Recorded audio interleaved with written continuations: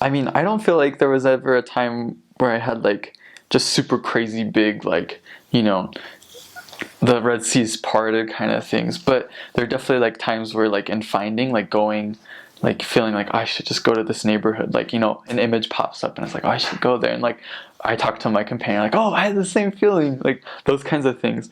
But one of the coolest ones was near the end of my mission. My last transfer, I got transferred. Like right before my last transfer, I got transferred for my last transfer into an area.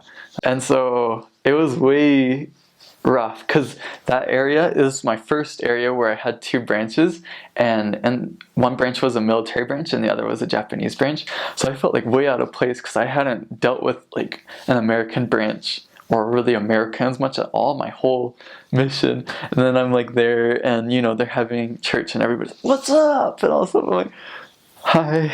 Like, I didn't know what to do. And we didn't really have any investigators really. And then one time I went on a exchange with a zone leader, and he came to the area, and we went and we were going to go teach one of our investigators, and he was half Japanese, half English, or American, sorry.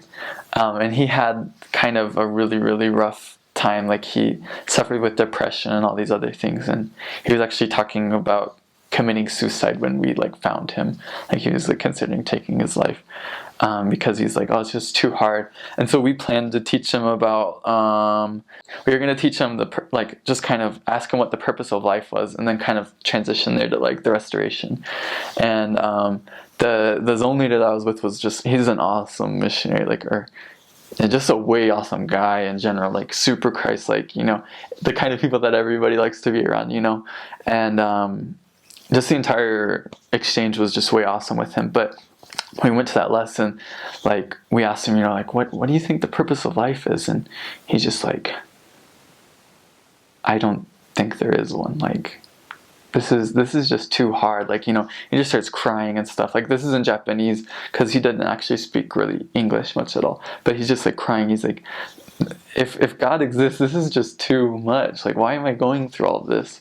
And we're all like, all of a sudden, just like the spirit just goes, like right in, and we just start teaching him about like how God loves him and like the atonement and stuff. And he's just like, my entire life I just felt like I was just suffering and God didn't care about me. But now I like really know like what this all was about and stuff. He's like, I don't feel forgotten by God. Like I feel like I'm loved. Like right now, I feel like love. And it was just like way cool because like, you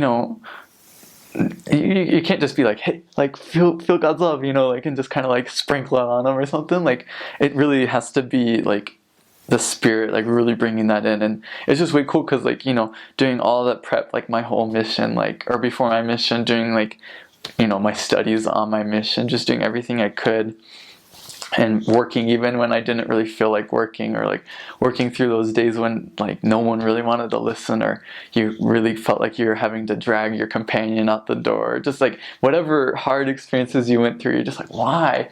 Like, it really just felt like that, that's why I like really stuck with it. Like, it's like, so I could like be right here, right now, like tell this guy this, have not just tell him that, but have like the spirit tell him that. It was really, really satisfying to like, have me really feel like I was the Lord's hands, like there. Like I felt it like my whole mission, because I felt like a lot of these people don't even know who God is. They don't know who Jesus Christ is. They claim that they're religious, but they're not, right? But in that moment, like, just really being able to be that messenger for like the tool in the Lord's hands at that moment was just like way cool. And like bouncing back and forth with my companion for that exchange. So it was like way cool because it was just like, everyone felt it, like all three of us. And it was just, they're standing outside of his doorstep and stuff. So it was just really cool. Yeah.